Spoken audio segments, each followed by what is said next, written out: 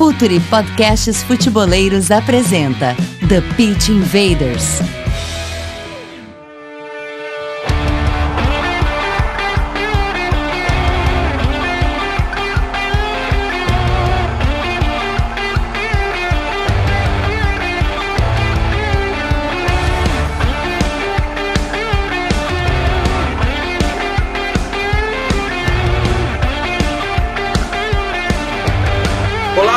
Futeboleiros! Olá, futeboleiras! Futuri Podcasts Futeboleiros apresenta The Pitch Invaders, episódio 84.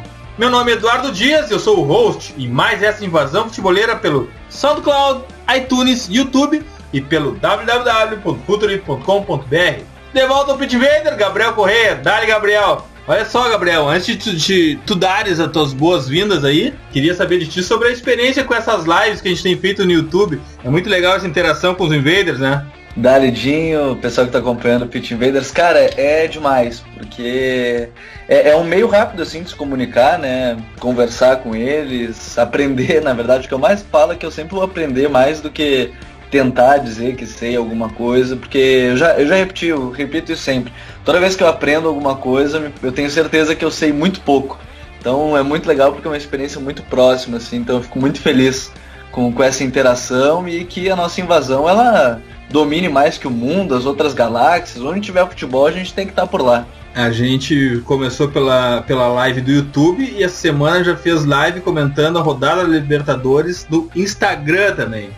Bom, vamos adiante, porque o primeiro convidado de hoje é Murilo Calafange, neurocientista do esporte, psicólogo e diretor da ABRAPESP, Associação Brasileira de Psicologia do Esporte, e membro do Grupo de Trabalho Nacional de Psicologia do Esporte, do Conselho Federal de Psicologia e psicólogo das categorias de base do Esporte Clube do Recife. Bem-vindo, Murilo! Oi, gente, obrigado pelo convite. Boa noite, bom dia, boa tarde para quem estiver ouvindo, para todo mundo. Um prazer estar aqui. Não conheci o podcast de vocês, passei quase uma tarde toda mergulhando nas conversas, fantástico esse movimento de vocês e me sinto honrado de fazer parte. E estaremos aqui falando sobre uma coisa que a gente ama, né? Futebol e psicologia. Que legal! E outro Invader convidado, Maurício Marques, mestre e doutor em Psicologia do Esporte pela Universitat Autònoma de Barcelona, especialista pelo Conselho Federal de Psicologia, pós-doutorado pela URGS, psicólogo de atletas e equipes de alto rendimento, já estagiou no Grêmio em 2006 e 2007, trabalhou na Fundación Marcet da Espanha, categorias de base do Aimoré e profissional do Curitiba em 2014, é professor do curso profissionalizante do Sindicato de Treinadores de Futebol do Rio Grande do Sul e já fez visitas às categorias de base e departamentos de psicologia do Espanhol e do Liverpool. Seja bem-vindo, Maurício! Obrigado, pessoal. Também é um privilégio estar aqui como Invader. Como bem o Murilo falou, trazer um pouco da psicologia e do futebol, que são nossas paixões. Eu acho que todo mundo é apaixonado por questões psicológicas, mas às vezes nem sabem muito bem como lidar com isso dentro do futebol, né? Por aí que vai nosso bate-papo. Invaders, vamos invadir a mente dos jogadores.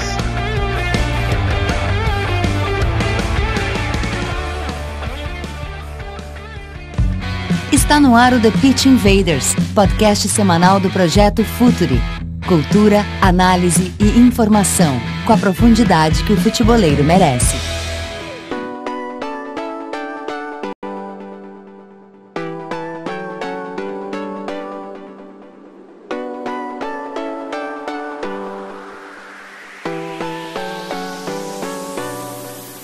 Nestes 84 episódios, nosso Invader já ouviram muito a expressão força mental por aqui. Sempre que a gente identifica algum jogador que tenha resiliência, inconformidade com a derrota, ou mesmo em times que sabem sofrer, quantas vezes a gente já se manifestou aqui no The Pitch Invader sobre o Atlético de Madrid, a sua força mental, a força mental de Simeone. Mas será que a gente está usando a expressão correta? Vamos começar do começo, então. Será que essa expressão está correta, Murilo? A gente, nós que trabalhamos com a psicologia e também estamos inseridos dentro do futebol, de um tempo para cá, nós começamos a ter algumas reflexões sobre a questão do uso do termo força mental. Porque quando a gente fala de mental, automaticamente, para mim, é claro que me vem um profissional que tenha muito a ver com essa área, que seria um profissional de psicologia. Se a gente vai falar de alguma coisa a ver com transtornos mentais, a gente lembra logo de um médico psiquiatra. Só que o termo mental ele foi começando a ser utilizado por várias pessoas que não faziam parte da área esportiva, mas que utilizavam, né, essa questão do trabalho mental. Isso aí a gente sabe que no futebol tem muitos os grandes motivadores, né, os mestres de PowerPoints, aqueles caras que têm o dom da oratória e às vezes não entendem absolutamente nada de esporte, nunca estudaram nenhuma ciência do esporte, certo? E caem de paraquedas na área esportiva e utilizam muito o termo força mental ou capacidades mentais.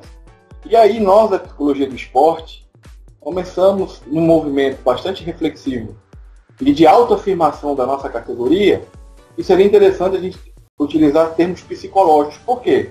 Porque quando eu falo psicológico, me remete à psicologia.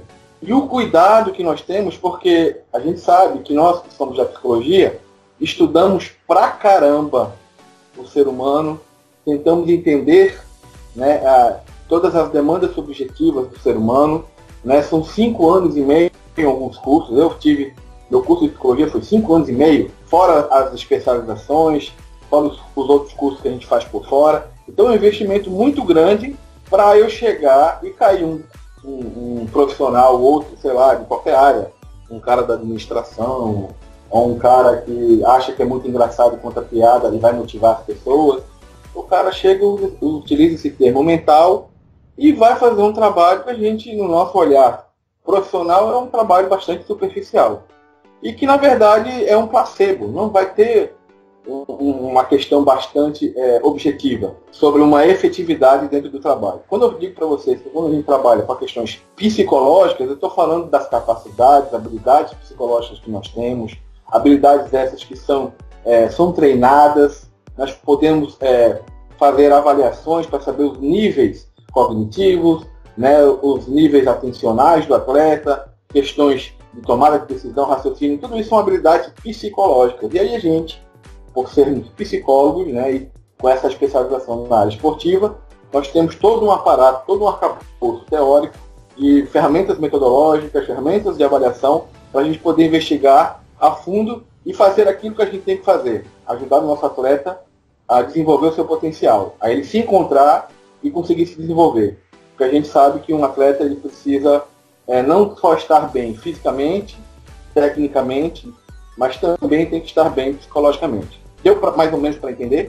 Deu sim para entender, Murilo. E eu queria trazer o Maurício para a conversa, porque mais do que a explicação clara sobre a expressão utilizada de forma equivocada, muito por nós aqui no podcast também, eu queria saber do Maurício e queria que ele expressasse também a diferença entre o trabalho do psicólogo e uma diferença que eu gostaria que ficasse bem clara sobre aquela do motivador que faz o vídeo com os familiares antes dos jogos, com o jogador andar de pés descalços sobre a brasa no dia anterior ao jogo e cai tudo no balaio de força mental. E isso acaba distorcendo também o trabalho do psicólogo e, de alguma forma, trazendo um preconceito para tudo isso.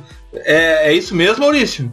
Perfeito, está corretíssimo. É justamente isso que acontece, né? Como o Murilo bem colocou, o que a gente chama de questões psicológicas são diversas habilidades ou competências, né? Que abrange uma série de questões, como ele falou, nível atencional, concentração, controle de ansiedade, entre várias outras. E se fala muito em psicologia no futebol, parece que está se falando muito de motivação.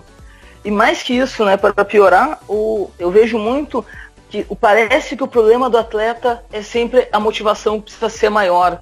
Quando a gente sabe que muitas vezes o problema é que a motivação está grande demais.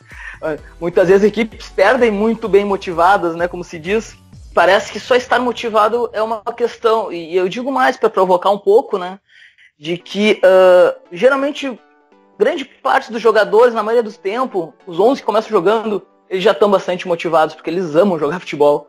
Talvez eles precisam estar motivados para treinar melhor, para outras questões, mas o dia do jogo é a sobremesa, né? Tudo que o atleta mais gosta. Indo também em direção à questão desse tema, né, da força mental, ou da fortaleza mental, é importante ver que, para mim, até onde eu vi, isso vem muito de uma tradução dos Estados Unidos, né, do mental toughness, que se utiliza muito, que é justamente força, fortaleza, dureza mental, né, que remete também muito ao lado de ter essa resistência, não se deixar abalar.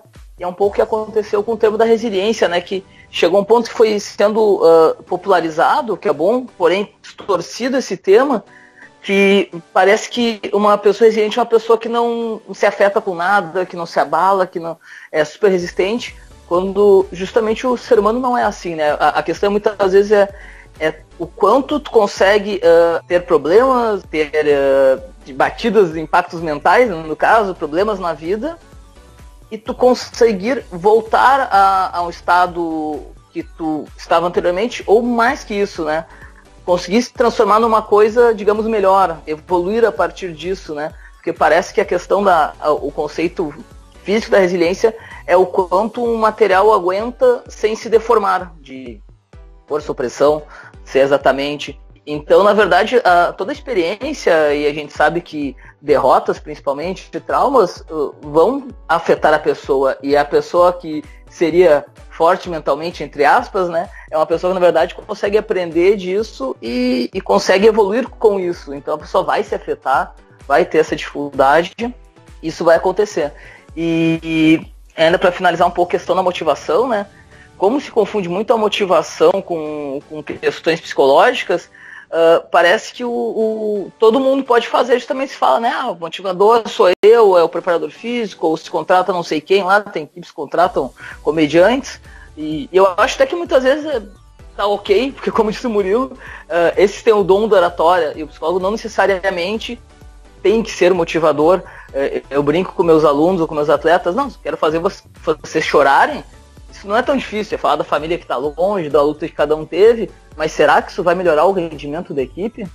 É verdade. O Murilo, um aspecto dentro do futebol que fica muito claro é quando eu consigo identificar se o meu jogador ele precisa de mais velocidade, eu consigo identificar se o meu jogador precisa de mais força, eu consigo identificar se ele precisa melhorar o cabeceio dele, o giro do corpo, o cruzamento de pé direito, o chute de pé esquerdo. Mas como que eu identifico o que ele precisa de uma ajuda psicológica para que isso se reflita, acaba tendo um reflexo dentro de campo, para que aumente a eficiência dele? Como é que se consegue identificar isso, Murilo? Eduardo, eu acho que assim, fundamental deixar bem claro que é importantíssima a presença do profissional de psicologia dentro das comissões e acompanhando o dia a dia do atleta. Certo? Você identificar isso não é fácil, até porque é aquela questão, às vezes por medo de parecer que está tendo uma questão que vai trazer uma fraqueza, o medo de perder o seu status enquanto um atleta de alto rendimento, o medo de perder o seu lugar no time, aquela coisa toda, certo? Faz com que às vezes o atleta mascare bastante. Mas nós temos essa capacidade, até que o parafuso, a porca fique frouxa.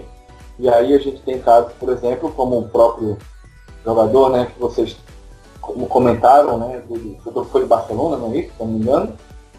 Aquele jogador, o próprio Cicinho, né, o Neymar, não, desculpe, o Nilmar, que estava no Santos, né, que também está com depressão.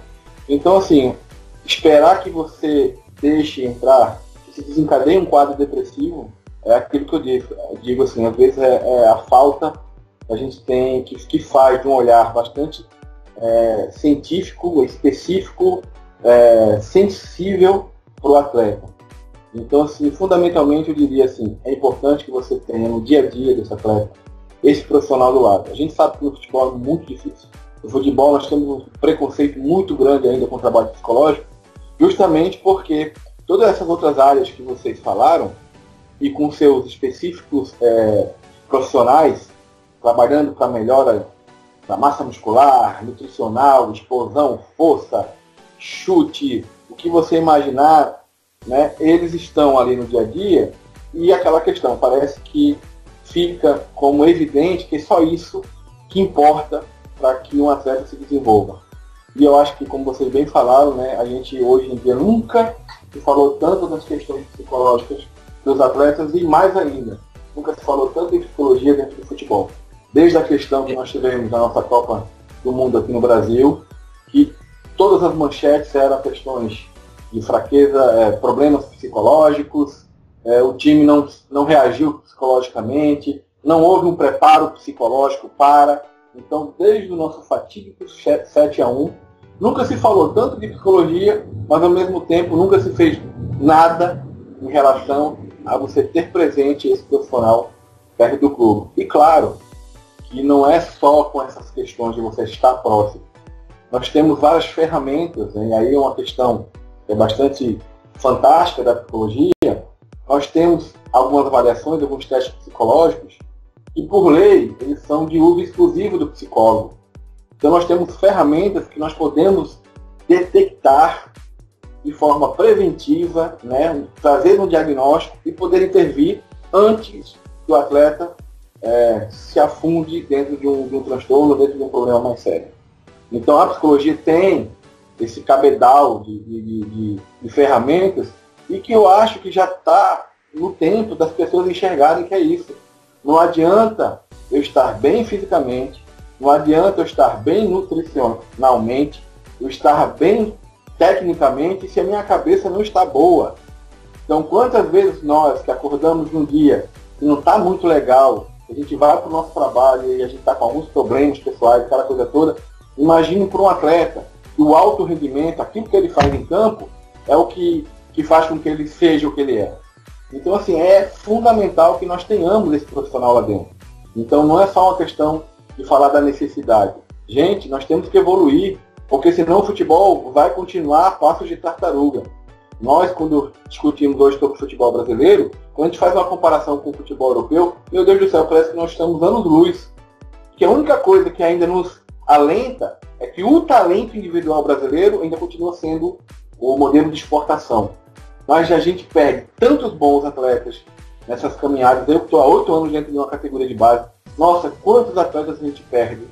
Porque a gente não tem um trabalho mais aprofundado. A gente vê atletas passando pelas bases de todos os clubes aí. E às vezes você chega para nós um atleta, a gente vê esse atleta está com alguma dificuldade.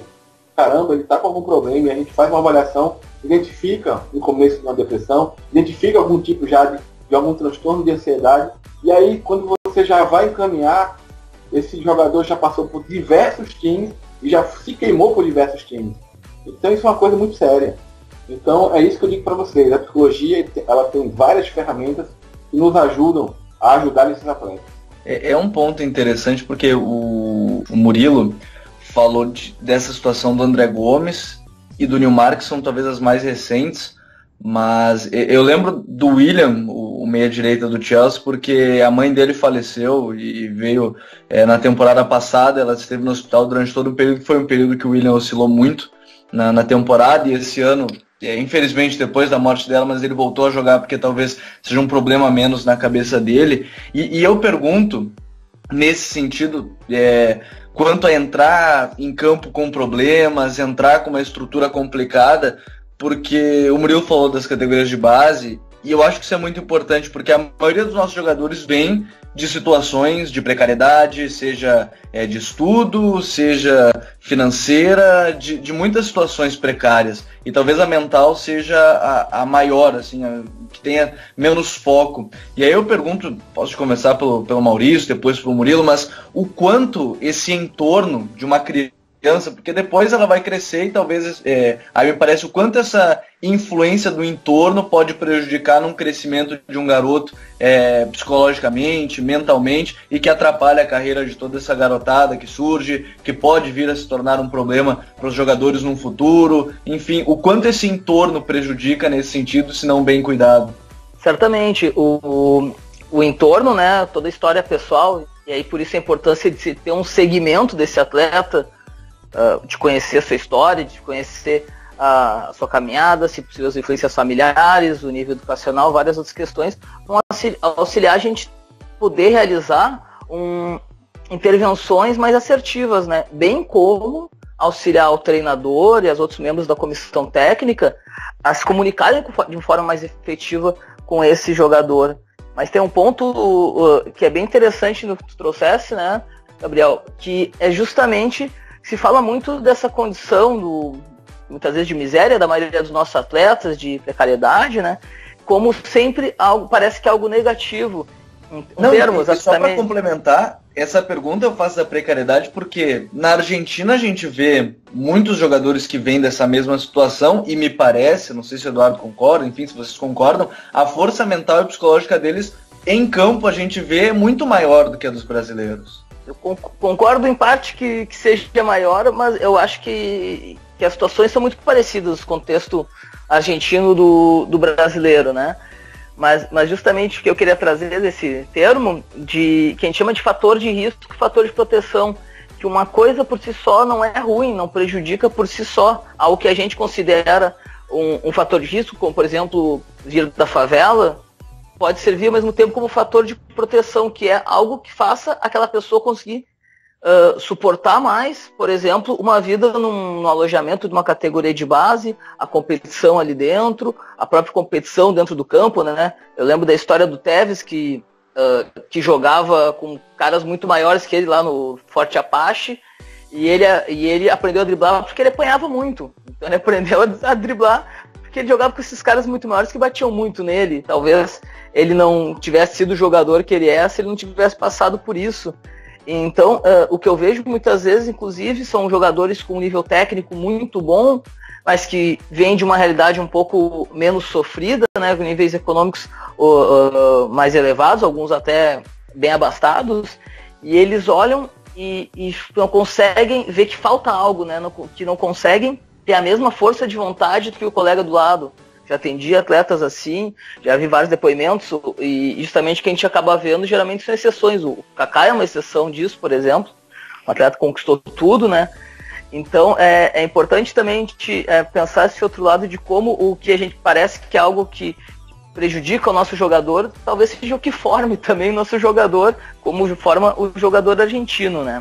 E complementando um pouco o que o Murilo tinha falado, eu tô de acordo com a questão do 7-1, né? Que o 7-1 fez a gente falar muito de questão psicológica, porém a gente não teve o 7-1 da psicologia ainda, porque muito na mídia esportiva se fala, né, do 7-1 em relação à análise tática, análise de desempenho, ao uso disso, como a Alemanha fazia isso, e vimos empresas comprando o mesmo sistema, né, o SAP. Só que pouco se falou de como também a Alemanha tem um psicólogo que na época já trabalhava há mais de 20 anos, que a Federação Alemã faz reunião com todos os psicólogos que trabalham nas categorias de base, ou também dos profissionais do time, para discutir, por exemplo, esses atletas que vão às seleções. E isso não aconteceu no Brasil, esse turning point ainda não aconteceu, né? A gente viu a análise de desempenho ser muito mais valorizada a partir disso, mudar algum paradigma. E é engraçado porque psicologicamente a gente não chegou a esse ponto, sendo que se contrata esses sistemas, scouts super elaborados e muito caros, e eu brinco, se tivesse um computador que fizesse 1% do que um psicólogo pode fazer para um clube, para um atleta, eu tenho certeza que todos os clubes teriam esse computador. Mas não se investe justamente na parte humana, né? E isso vem também de encontro com a pergunta que você fez anteriormente, de que é muito difícil. Mais que nós temos ferramentas e um treinamento para isso, nós não temos uma medição exata e precisa de questões psicológicas. É um ponto que a ciência vem evoluindo, mas tu não sabe dizer exatamente a ansiedade desse atleta está em 7, e se for em 7, se ele joga melhor com ela em 7, se joga melhor com ela em 8 ou com 6. É uma questão ainda, de certa forma, temos uma caixa preta na mente, né? Conseguimos aproximações, e justamente o nosso treinamento dentro da faculdade de psicologia, nas especializações, é conseguir detectar isso a partir da escuta, a partir da observação. Então, muitas vezes a gente está no clube e parece que não está trabalhando, que o psicólogo está passeando.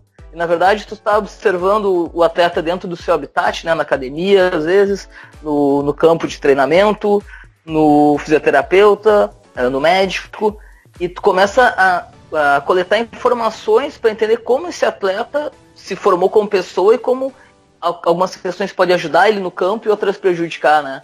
Como a questão, por exemplo, que a gente colocou da origem, como pode ser algo que esteja dificultando ele de avançar na sua carreira, como pode ser algo que esteja levando ele a suportar muito mais coisas que outros não suportam. Maurício, existe um padrão psicológico do atleta de elite? Tu consegue identificar, ou melhor, tu consegue saber aonde tu pode levar aquele atleta com o teu tratamento, com o teu acompanhamento?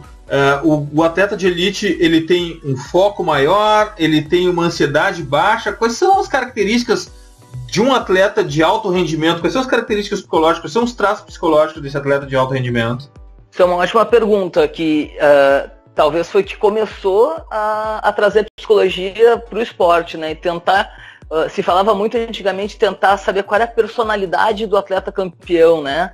E isso, de certa forma, já caiu, no sentido de que cada ser humano é único e justamente somos feitos de um conjunto tão grande de variáveis, de histórias, de questões físicas também, e de como experiências que tivemos, tanto de derrota como de vitória, questões familiares, formação infantil, que é impossível dizer o atleta tem que ser exatamente assim para ser campeão. Um exemplo que eu sempre dou para meus atletas, né, e a gente tem que ir conhecendo ele para ver como ele reage melhor a cada situação, de que tem atletas que para jogar uma final da Copa do Mundo, como o Romário, ele tem que jogar como se estivesse jogando em qualquer lugar, né? Ele falava que entrou na final lá de 94 como se estivesse jogando no Areião que era o Estrelinha, o time dele, não me lembro, do time lá que ele jogava na infância. Então tem jogadores que tem que estar, digamos, relaxados, encarando aquilo como se fosse algo não tão importante.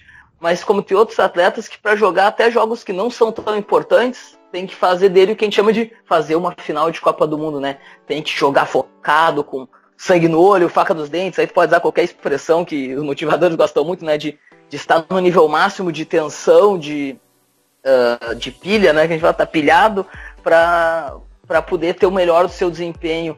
E é justamente aí que é tão rico e mais complexa a psicologia, que tem várias personalidades. A gente pode pegar dentro de jogadores de elite, a gente pode pegar mesmo o Messi, o Cristiano Ronaldo, tem características muito diferentes, o Neymar tem outras diferentes, e os três são provavelmente os melhores 3 jogadores do mundo na atualidade, né?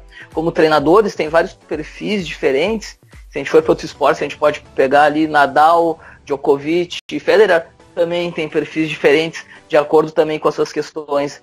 Então é um pouco, ainda que a gente saiba que atletas de alto rendimento conseguem suportar ou lidar de certa forma melhor com a pressão, né? Costumam ter um pensamento mais otimista, tem controle também da ansiedade. Como eles fazem isso e como isso, a partir de sua história, acontece, isso pode variar muito, né? E dentro dessa questão que o Maurício fala, eu estava acompanhando um texto que inclusive vai pro ar no Future no final de semana, no sábado, logo depois da gravação da sexta, e aí no sábado, quando sair no ar, que eu não vou saber falar sobre o nome dele, que é um psicólogo húngaro, que é o Mihaly, e aí o sobrenome eu realmente não vou conseguir pronunciar, que é Csikszentmihalyi, não sei se vai estar certo de qualquer forma, mas ele fala sobre algo que a gente chama de estado de flow ou de fluxo, que seria o ápice, digamos assim, da confiança de um atleta. E aí eu queria passar para o Murilo esse questionamento, porque, e aí a citação quanto a Messi, Cristiano Ronaldo, Neymar, acho que cabe bem, o quanto isso aumenta o rendimento de um atleta, o que seria de fato esse estado, digamos assim, o ápice de uma confiança psicológica, o quanto isso melhora o desempenho do jogador dentro de campo. Essa questão do flow aí, depois eu vou deixar que o nosso querido Maurício aprofunde, porque é a área dele, ele gosta de trabalhar com mindfulness, ele gosta de ver essa questão do flow.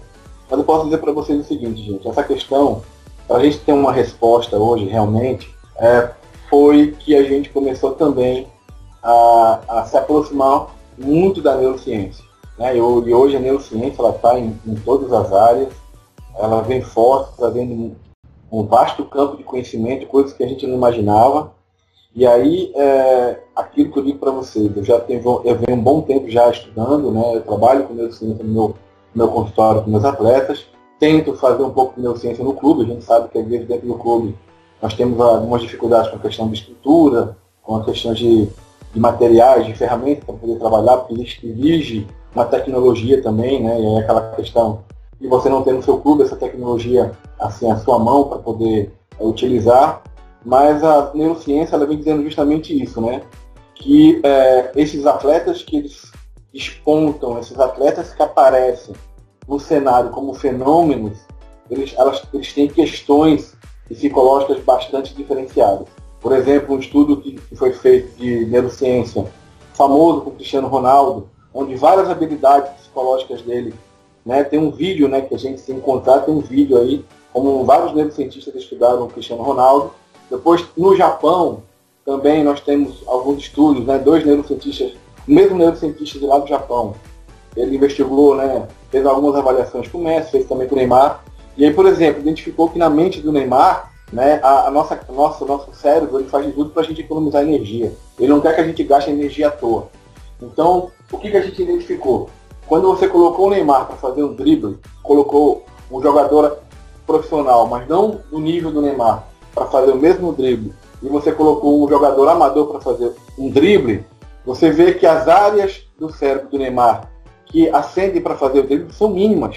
Porque ele já faz aquilo ali de forma automática, né, pelo talento dele, pela habilidade, aquilo que ele já desenvolveu. Então o cérebro dele nem gasta muita energia para poder fazer. Enquanto você vai observar nos outros jogadores, várias áreas do cérebro acendendo. Ou seja, você demanda de vários espaços do seu cérebro para você poder fazer uma determinada ação. Então a gente sabe que o cérebro desses grandes atletas, e isso em qualquer área esportiva, eles são cérebros diferenciados. Que aí, aquilo que o Maurício falou, é multifatorial você chegar a esse ponto. Com certeza, a gente nunca vai ter 2 Pelés, 2 Neymares, 2 Cristiano Ronaldo, 2 Messi, cada um, na sua individualidade, eles são considerados como fenômenos, né? Um Federer, né? Esses grandes atletas que surgiram, a Nadia Comaneci, por exemplo, até hoje citada, eles são diferenciados, certo? E assim, mesmo vindo de lugares diferentes, culturas diferentes, eles conseguiram desenvolver seu potencial psicológico, dessas suas habilidades, e utilizar isso.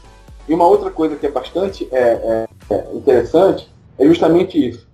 O atleta que tem a capacidade de controlar os seus níveis de ansiedade, de controlar as suas questões que trazem medo, são atletas que conseguem desenvolver muito bem o seu potencial.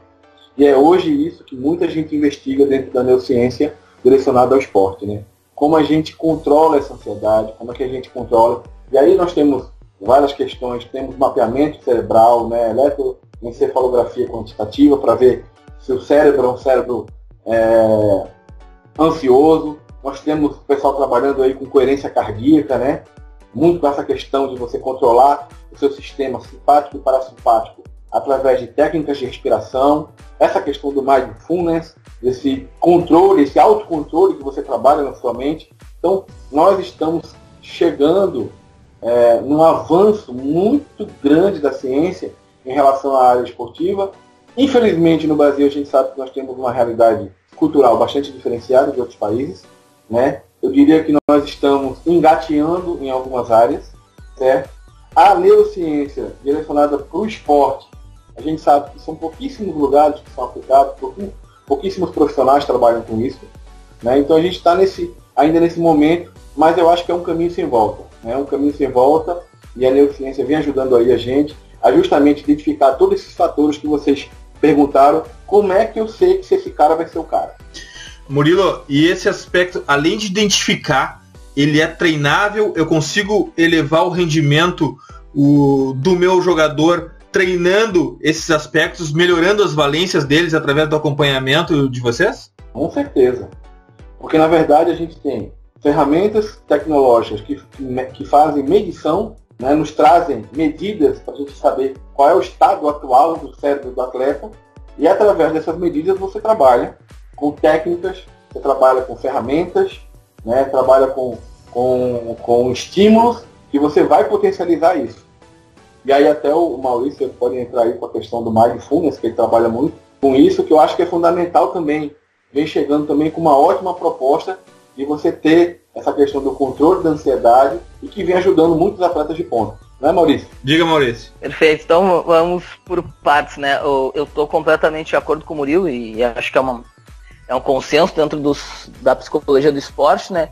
de que justamente que se faz um treinamento, né? Eu, pessoalmente, gosto muito de utilizar esse termo quando eu explico a primeira vez para meus atletas, treinadores, de que é necessário treinamento, porque quando se fala treinamento, a gente pensa treinamento físico, pensa, por exemplo, num trabalho de uma academia, a gente entende que tem que ser um trabalho que a pessoa faz com uma consciência, eu vou fazer isso para isso, e eu vou necessitar principalmente de ter uma abertura à aprendizagem e a partir disso uma repetição e dentro da repetição um avanço, né? No caso colocar um pouco mais de carga, por exemplo.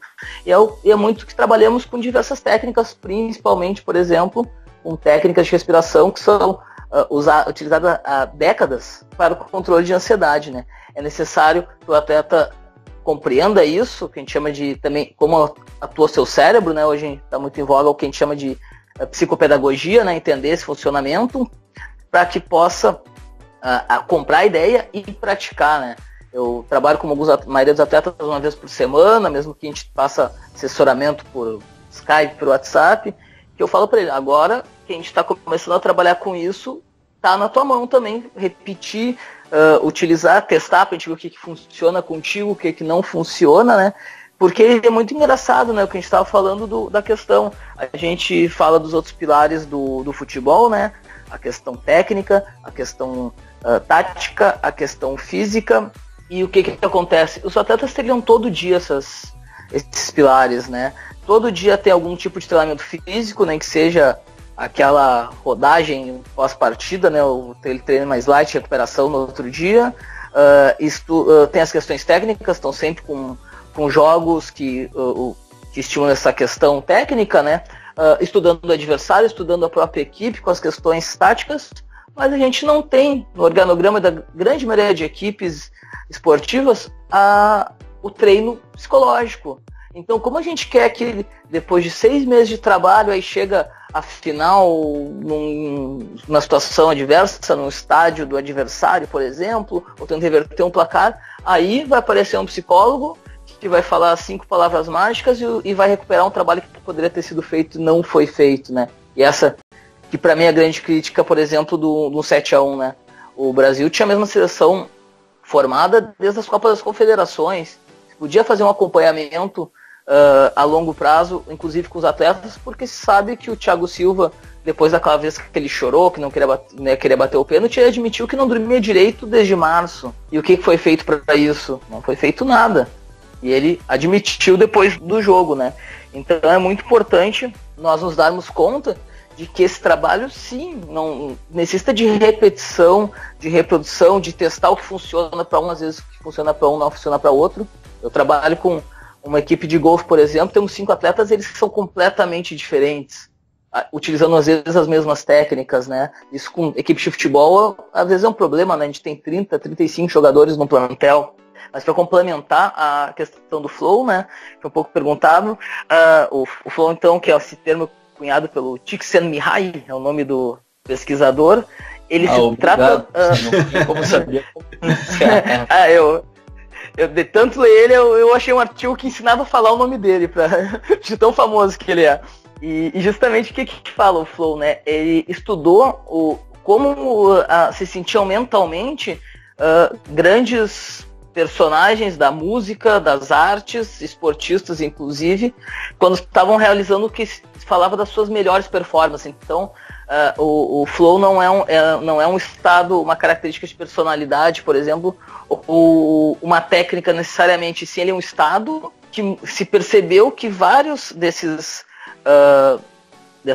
grandes astros, dessas pessoas que compuseram, por exemplo, óperas, ou atletas que alcançaram grandes resultados, bateram alguns recordes, se perguntou como é que eles se sentiam naquele momento. E vários deles, a maioria, trouxe fatores comuns, o que o Csikszentmihalyi chamou de estado de flow, de fluidez, que a gente acaba utilizando em português, que é, por exemplo, o atleta ele estava imerso no tempo presente, ele não estava pensando sobre o passado nem sobre o futuro.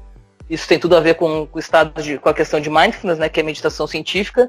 Esse atleta, ele sentia que estava tendo o controle das suas habilidades, porém sem fazer isso de uma forma forçada. Por isso a questão de flow, né, porque estava fluindo. ele não percebia a passagem do tempo, então ele justamente estava completamente imerso nesse momento presente. Ele estava otimista no sentido de que aquilo estava dando certo e o que ele estava fazendo ia dar certo, ele não estava preocupado sobre isso. E várias outras questões que foram comuns nesses grandes atores das suas áreas, né? Então é um estado que a gente pode favorecer ele a partir de um trabalho de médio e longo prazo, do atleta se autoconhecer e justamente saber que técnicas pode auxiliar ele a se aproximar desse estado, mas a gente pode justamente tentar facilitar. Mas isso acontece com muito autoconhecimento e com trabalho de médio e longo prazo. Não vai ser como nos filmes da Disney que vai chegar alguém e vai dar falar uma palestra mágica no vestiário e o equipe vai lá e vai virar o jogo no segundo tempo. Então é importante fazer essa diferenciação, né? Maurício e Murilo, a gente se orgulha muito de tratar futebol nas nossas plataformas, no YouTube, no blog e no podcast, aqui no The Pitch Invaders e no Entre Linhas também, de forma muito profunda, reflexiva. A gente sempre procura fugir do óbvio e entender o jogo e pensar o jogo naquele lado que é pouco conhecido. E eu estou encantado com o que eu estou ouvindo de vocês, porque não se ouve esse tipo de explicação e de transmissão de conhecimento normalmente, em qualquer canal. Tudo que vocês estão falando soa para mim com muito frescor, tudo é muito novo, e se isso não é explorado hoje em dia, me parece que também há muito o que fazer e o futebol brasileiro pode avançar muito nesse aspecto. Murilo, uma questão, uma grande dúvida que eu tenho, ou um desconhecimento mesmo da minha parte, é a seguinte: o Maurício falou que trabalha com uma equipe de golfe. No golfe, no tênis, ou mesmo no futebol, aqueles grandes talentos de 14, 15, 16 anos, dificilmente são os grandes talentos da idade adulta ou pelo menos do auge da carreira de 25, 26, 27 anos. Claro, a não ser que seja o Messi, a não ser que seja o Ronaldinho Gaúcho, essas pessoas que já foram talentosas desde o primeiro momento que entraram no esporte, mas se liga muito essa questão do amadurecimento com a maturidade física apenas. E o componente psicológico, Murilo, desse aspecto, principalmente se a gente for analisar os grandes jogadores, os mais valiosos MVPs dos mundiais sub-20, não são os bola de ouro, os grandes jogadores que têm grandes contratos em grandes clubes do mundo. Em algum momento eles se desconectam disso. Certamente a questão mental tem muito a ver com isso, né, Murilo? Olha, tanto o Eduardo como o Gabriel, eu não sei se nesses 84 podcasts chegou alguém para dizer para vocês o que eu vou dizer. Mas, se alguém já disse, eu só estou aqui então reiterando essa fala. Futebol, ele é um esporte diferente. Futebol tem que ser olhado de forma diferente, principalmente no nosso país. Existem vários conectivos a essa prática esportiva do futebol, como questões sociais, questões culturais, questões financeiras, questões de relações interpessoais, que com certeza a gente não vai encontrar com tanta influência para o desenvolvimento de um atleta em outros esportes. Então o futebol, ele é diferente. Então a gente tem que partir desse olhar de que nós estamos falando de uma prática esportiva dentro do nosso país, que ele é diferente. Às vezes, aquilo que a gente aplica, o olhar que a gente tem para os outros esportes, como mesmo o próprio Maurício falou, da questão do golfe, com certeza não vai ser aplicado no futebol. Porque o futebol é diferente. E o futebol praticado no nosso país, que tem muito a ver com a nossa identidade enquanto um país, nós somos o país do futebol, nós somos a pátria de chuteiras. Então veja que ainda tem uma questão social, histórica, muito forte envolvida com a prática do futebol, que até para quem não gosta de futebol, quem diz que não tem time, diz que assiste pelo menos a Copa do Mundo para torcer pela seleção brasileira. Então assim, partimos desse princípio, tá? Para deixar bem claro para vocês, nós estamos falando de um esporte diferente. Depois, uma outra questão. Nós que estamos dentro do futebol, e é uma coisa que é discutida diariamente, por que nós perdemos tantos talentos? Por que o Brasil continua sendo um grande celeiro de craques, um grande fornecedor, exportador de talentos futebolísticos para o mundo, e como é que a gente consegue ainda perder muitos atletas, e cada um aí, eu acho que você pode ter uma história, o Eduardo pode ter uma história, o Gabriel, o Maurício, né, que conheceu um atleta há 10 anos atrás, que esse, nas categorias de base, você falou, esse cara vai ser o novo Pelé, esse cara vai ser o novo Cristiano Ronaldo, esse cara vai quebrar, e daqui a pouco, esse jovem, né, esse jovem atleta, ele some, e a gente não sabe o que aconteceu. Quando vai descobrir, ele está fazendo uma outra coisa, né, até desistiu da carreira, e aí a gente fica, mas rapaz, o que aconteceu? O que será que aconteceu para a gente perder? Então eu vou falar uma coisa bem clara para vocês, que eu acho que tem que deixar claro. Nós ainda não temos uma cultura de base no futebol brasileiro. Nós não temos. Nós sabemos o que temos que fazer, nós copiamos modelos de fora do país, certo? Mas nós não temos uma cultura de formação de base do nosso futebol brasileiro. Infelizmente, nós temos que fazer o quê? Perder jovens talentos que saem do nosso país com 15, com 16, com 17 anos de idade, certo? Para despontar lá fora, porque nós aqui não temos condição. E não digo que é condição, é um clube que não tem dinheiro, não é isso não, gente. Quando eu falo de cultura de formação, são vários aspectos aí envolvidos, vários. A falar até da questão da psicologia. Se eu estou falando de um jovem que entra com 11, 12 anos, 13 anos, muito saindo da sua própria casa para morar dentro de um clube, com o sonho, que seja da família, mas seja do próprio atleta, de vingar, se tornar um grande profissional de futebol, certo?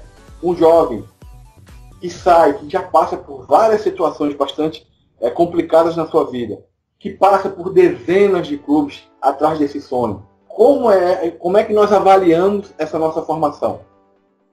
E aí eu pergunto para vocês, já que vocês estão com tantos podcasts aí, Felipe, o que caracteriza, como é que a gente avalia a nossa formação de base do futebol brasileiro? Vocês têm alguma ideia? Murilo, eu vou te dizer... Não, na verdade, assim, ó, eu vou te falar uma coisa que eu tenho uma ideia bastante formada sobre a categoria de base, é que se fala muito, a cada geração de novos talentos, fala muito em safra no Brasil. Mas eu discordo muito dessa expressão da safra, porque a safra se presume que teve uma terra arada, teve um preparo, teve semente, teve irrigação, teve colheita, quando na verdade o que a gente tem na categoria de base é extrativismo. Se joga o jogador num canto e o que sair do outro lado é o que vai ser levado profissional, sem nenhum preparo. Eu concordo muito contigo nesse aspecto. Então eu digo mais. E tudo isso que você falou da questão de você cultivar de uma safra, sempre tem o cuidado com aquilo que nós estamos plantando, regando e vamos colher lá na frente. Então, eu digo para você que às vezes falta para o nosso futebol brasileiro um cuidado, certo? É uma estrutura que propicia esse cuidado do jogador, certo? E que, a partir do momento que ele não esteja mais rendendo, que ele não seja trocado, largado, dispensado, porque a gente sabe que tem essa questão, né, maturacional. A gente sabe que nenhum organismo é igual ao outro. Às vezes um jovem, ele, para desenvolver a sua potencialidade, não é agora com 14, com 15 não. Mas quando ele chegar com 17 para 18, ele pode ter um salto qualitativo bastante grande. Então assim, é muito difícil a gente querer generalizar e colocar todo mundo no mesmo bolo. Então é o que acontece isso. Quando a gente vai fazer a questão de uma avaliação dentro de um clube brasileiro, nas questões de base, eu falo qualquer base do futebol brasileiro, qualquer base. Isso eu falo porque eu converso com vários colegas, né? Nós temos, eu faço parte, como eu falei, não só do GT Nacional do Conselho Federal de Psicologia, mas faço parte de uma associação importantíssima da área da psicologia do esporte. Nós temos grupos aqui com nossos colegas que trabalhamos com futebol, certo? E sempre trazemos as mesmas coisas.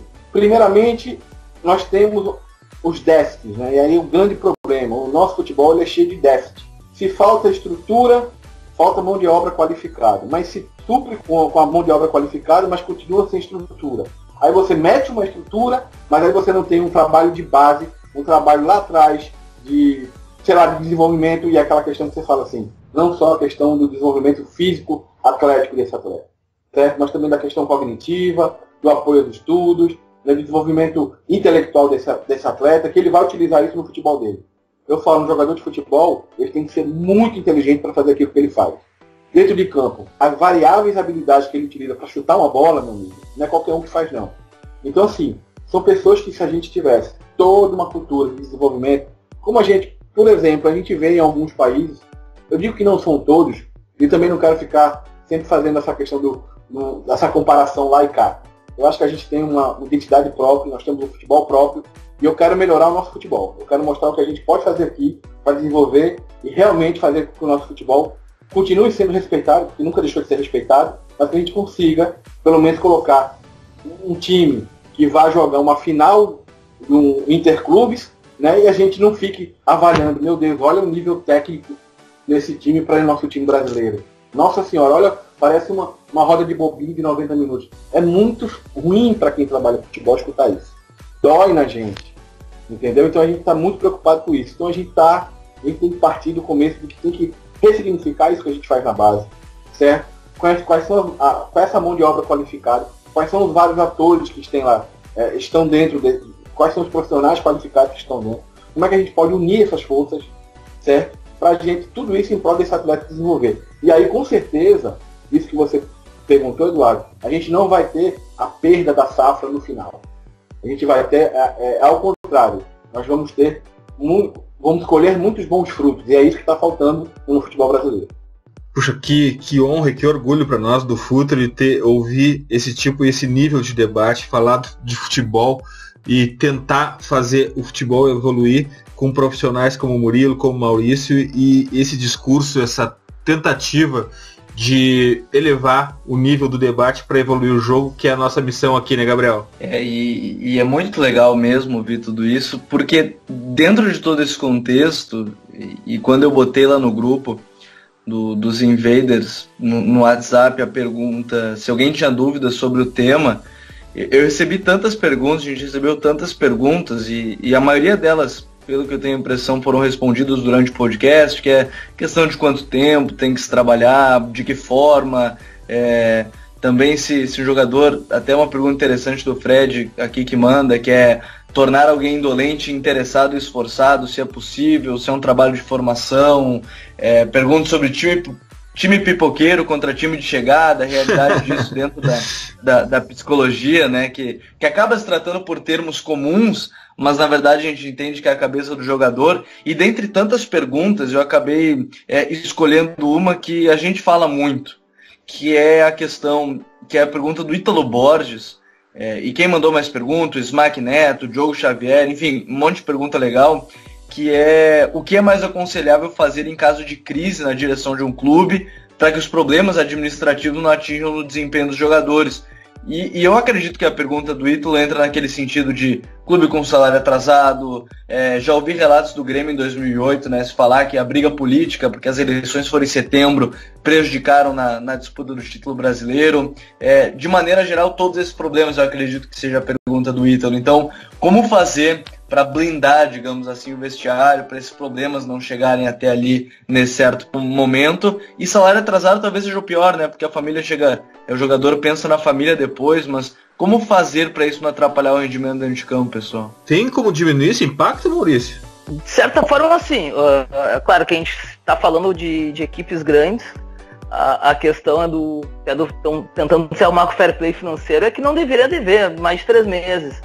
Porque a gente sabe, inclusive, se chega a níveis de que ficam devendo, que já não é mais nem um jogador, começa a dever para outros funcionários que ganham muito menos, e aquilo não tem como não ser absorvido no ambiente, né? Porque em volta de jogadores há dezenas, que há centenas de profissionais que são afetados também por questões políticas e de clube. Mas justamente, né, a gente, por causa da precariedade do futebol brasileiro, a gente tem também diversos exemplos de como essa questão às vezes não afetou alguns clubes. E a gente pode citar, por exemplo, o Cruzeiro, campeão da Copa do Brasil, né, que terminou o ano com vários meses de salário atrasado, segundo o próprio presidente que assumiu, e a equipe conseguiu vencer mesmo assim, né?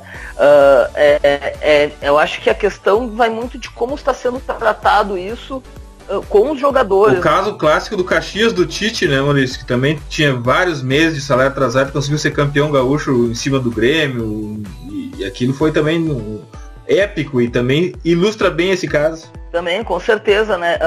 Depende de muito como está coeso já essa equipe. A gente chama coeso, a gente pode chamar do futebol realmente fechado, né? com um objetivo, ou às vezes com o treinador. Eu já vi treinadores justamente para conseguir sacar esse rendimento, apesar de atrasos salariais, de crises políticas, ele justamente blindar o time e fazer um pouco, transformar os diretores quase inimigos. É como se, apesar deles, a gente vai ganhar, sabe? Ele usou até isso como motivação, já vi alguns causos, né, dentro do futebol, mas depende muito de como é feita essa gestão, né? Inclusive, principalmente no dia a dia, né? Se o atleta ele confia no dirigente que diz que vai pagar, se ele acredita nesse dirigente ou não, se esse dirigente vai cumprir a palavra ou não, ou se não vai pagar, ele vai conseguir ser honesto em relação a isso e dizer, não vai ser assim agora, mas vamos fazer desse jeito ou de outro. Porque a credibilidade não se perde de um dia para o outro, né? Como a confiança não se conquista de um dia para o outro. Mas isso tudo faz parte do que o Murilo já trouxe também, né? De que o futebol é muito, muito complexo. Eu trago até sempre um estudo quando eu dou minhas palestras, minhas aulas, né? De que eu não me lembro a fonte exatamente agora, mas fizeram um estudo numa das grandes casas de aposta de Londres, entre todos os esportes, para saber qual era o mais difícil de prever o resultado de uma partida. E o futebol, dentro de todos os esportes, a gente sabe que lá eles apostam até pedrinha no lago, né, quem atira mais longe, porque por duas questões. Uma que é simples, que o futebol tem um empate, a gente sabe que tem muitos esportes que não tem um empate, mas que acontece em mais ou menos 50% das vezes o time favorito não vence a partida, né, então ele perde ou empata. Então isso torna o futebol o esporte mais difícil de prever o resultado. E por que isso? O esporte é composto de muitíssimas variáveis, que a gente pode pensar desde o tamanho da grama, do tamanho do campo, do vento, do peso da bola, a questões de como se juntam os jogadores, né, que daquele conjunto contra um outro conjunto de 11. E, na verdade a gente está falando de profissional, a gente está falando de 14 jogadores, que são 14 que vão jogar cada partida. Mas com o treinador é um esporte completamente caótico e complexo, né?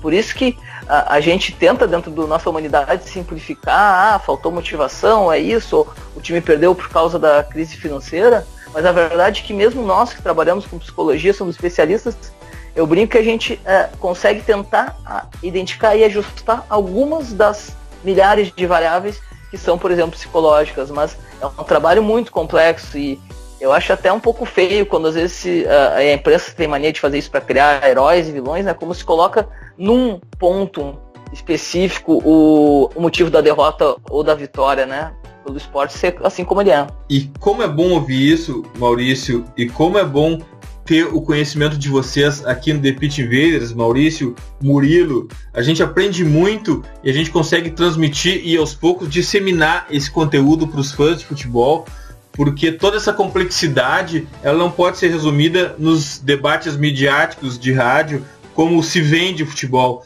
Tudo é mais complexo e aqui a gente não tem a pretensão alguma de encerrar o debate, muito pelo contrário, a gente está aqui para iniciar o debate e a gente podia falar horas e horas sobre esse tema bastante sedutor, mas agora é hora das dicas futeboleiras. The Pitch Invaders apresenta Dicas Futeboleiras.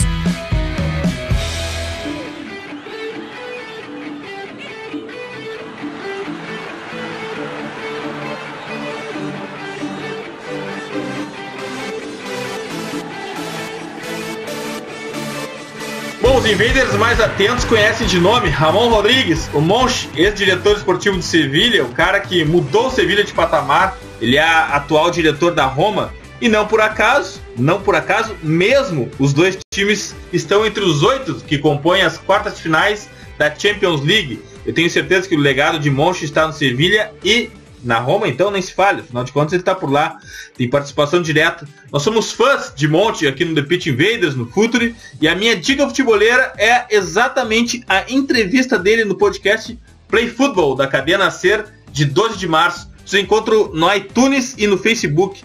Como sempre, ouvir Monchi é uma aula, assim como ler o livro Método Monchi. Fica a minha dica, cadena Ser, Play Football com Monchi. Gabriel, qual a tua dica futeboleira?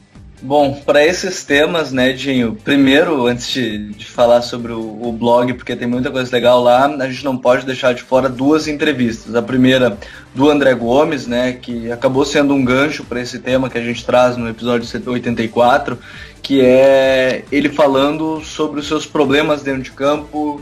E a frase que fica muito é ele dizendo que toda vez que entra em campo, ele sente que vai dar tudo errado e que ele está vivendo um pequeno inferno. Então, uma entrevista muito boa na revista Panenka, que é sempre uma indicação aqui nossa. É uma entrevista muito sincera do André Gomes, que teve uma recepção muito calorosa no jogo contra o Chelsea agora, quando ele entrou em campo. Uma aclamação da torcida muito legal que pode ajudar, quem sabe, ele sair disso.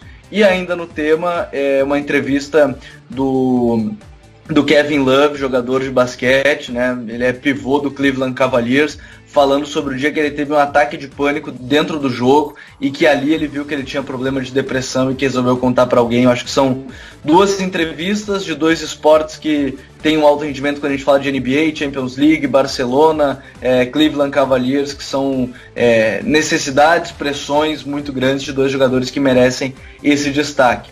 Quanto ao blog, eu não posso deixar de indicar um texto que saiu hoje enquanto a gente grava, né, que é o Causas de um Fracasso, que é do Renato Gomes Rodrigues, sobre os problemas do Unai Emery com o PSG, quais os problemas que ele teve, o que ele fez de errado nessa segunda temporada, e também vai sair no sábado, o podcast é na sexta, no outro dia, texto do André Andrade, nosso Pep Genius, no Twitter, @PepGenius, falando justamente sobre essas questões psicológicas que Messi, André Gomes e a mentalidade no esporte. Então as minhas dicas dessa semana, viu, Dinho?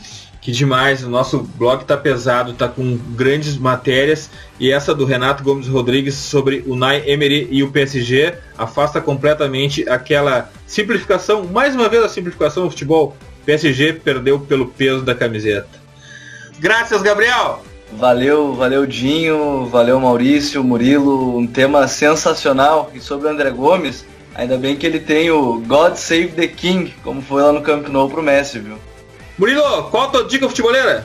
Olha, muito em cima daquilo que a gente discutiu, eu acho que vai ser uma leitura fantástica para quem estiver interessado. Na verdade, você não precisa ser um psicólogo para ler esse livro, mas é um livro que é novo, né? Acho que ele foi lançado em 2000, se eu não me engano, 2016 ou 2015, né? Não estou lembrado, que é de uma grande professora doutora da PUC lá de Goiás, amiga nossa, amiga minha e do Maurício, grande parceira da ABRAFESP, né, a professora doutora Adriana Bernardes Pereira, que ela fez uma tese, a tese de doutorado dela se transformou num livro que depois que vocês lerem esse livro, vocês vão modificar também um pouquinho essa visão do que é o futebol e como é que a gente faz esse futebol aqui no Brasil. Na verdade, o nome do livro é A Construção do Tipo Jogador de Futebol sobre o Olhar da Psicologia Social do Esporte. Então lá vocês vão ver discussões sobre mídia, sobre as questões políticas envolvidas no futebol, certo? As questões familiares, os sonhos desses atletas, todo o caminhar do atleta, desde as categorias menores até chegar naquela famosa transição, entre quando você termina no último ano do sub-20 e você não sabe se você vai para o profissional ou se você vai ter que galgar tudo de novo quando você não é aproveitado pelo elenco. Então, assim, é um livro gostoso de ler, não tem termos tão pesados psicológicos assim da psicologia para você ficar perdido. É uma leitura gostosa. Ela procurou trazer também essa leitura mais próxima para que todo mundo consiga devorar esse livro, e é a dica que eu deixo para vocês. Esse livro para mim foi fundamental para o meu trabalho, ainda serve como referência e dá para nós uma visão fantástica de tudo isso que a gente discutiu hoje sobre futebol. Então a dica é essa aí, o livro A Construção do Tipo Jogador de Futebol sobre o Olhar da Psicologia Social do Esporte. Graças, Murilo, tu é um invader agora, portas sempre abertas para ti no Projeto Futuri. Adoramos compartilhar o teu conhecimento, o teu tempo, e aprendemos muito. Eu que agradeço, né, o convite. Eu acho que a gente discutiu muito pouco. Eu acho que o tempo é muito pouco, acho que tem que ser umas 3 horas. Eu acho que a gente tem muitas coisas para discutir, né? Fica aí a dica, né? A gente falar sobre a realidade do futebol brasileiro no viés de quem trabalha na base. Porque todo mundo, o que aparece na mídia, o que aparece na televisão, são os jogadores profissionais. E a gente só lembra que tem jogadores de formação quando tem a copinha no começo do ano. Então, assim, existe muita água passando por debaixo dessa ponte. Tem muitos atores aí, muitos profissionais de psicologia trabalhando com afinco nos seus clubes, né? Pessoas que estão tentando colocar o seu trabalho de forma séria. tentando modificar a mentalidade das pessoas que lá estão.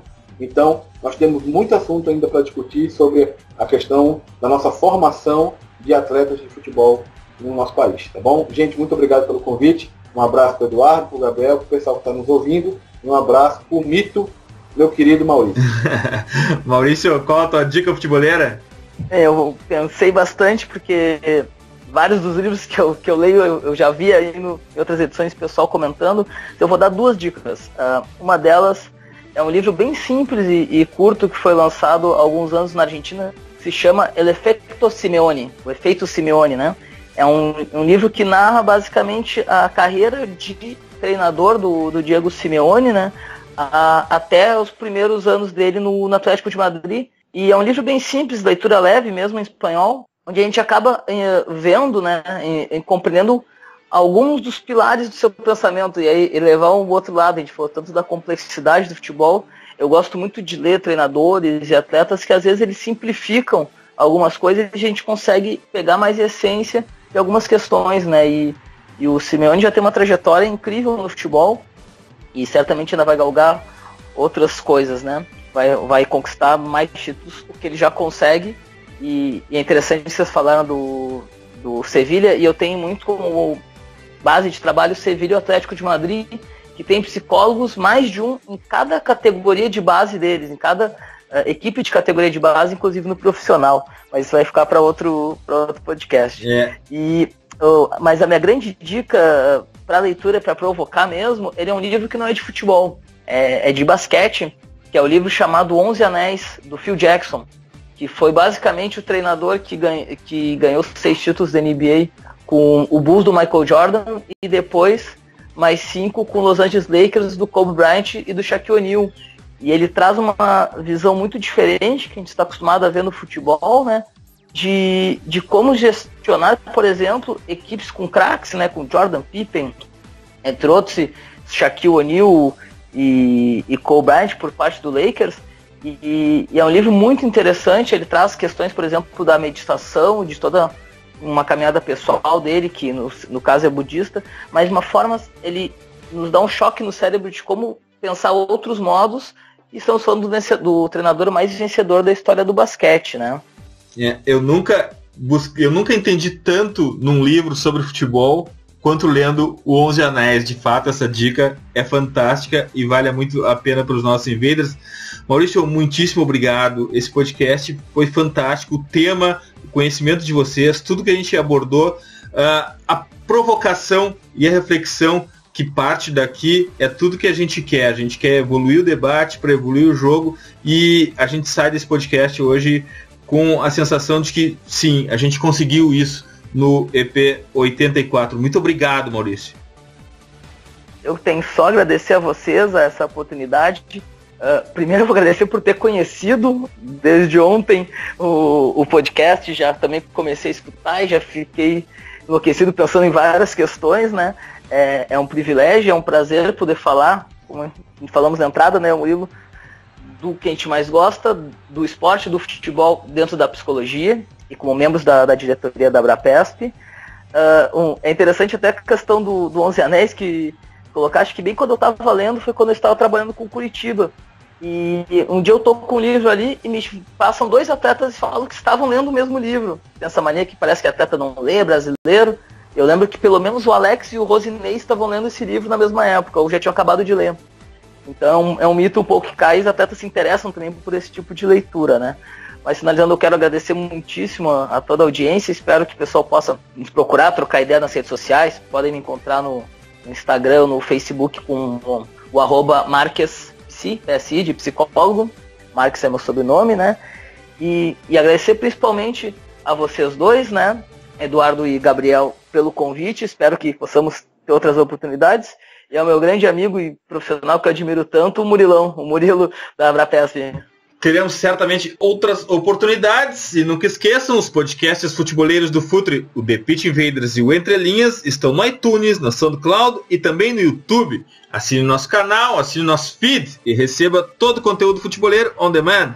Aos invaders que nos ouvem pelo iTunes, deixem algumas estrelas no review. Isso é muito importante para nos posicionarmos melhor nas buscas e aumentarmos o alcance da nossa invasão.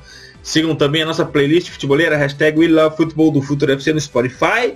E curtam a melhor galeria de futebol cultura do Instagram, do perfil Futuri FC. E atentem para o nosso stories e lives pós-rodadas no Instagram. Invadam também o nosso blog futeboleiro, www.futuri.com.br. Certamente blog com conteúdo mais profundo sobre futebol no Brasil, eu tenho certeza absoluta disto. Vamos invadir o YouTube. Acessem o YouTube agora, Futuri FC. Inscrevam-se no canal, curtam nossos vídeos, ativem o alarme para notificações sobre novidades e nos encontramos por lá toda segunda-feira à noite às 21h30 para trocarmos uma ideia. Falar nisso, assistam a última sobre o ensaio de Tite.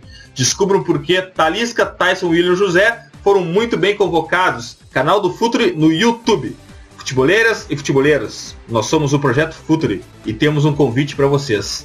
Pense o jogo. Abraço e até a próxima invasão, The Pitch Invaders.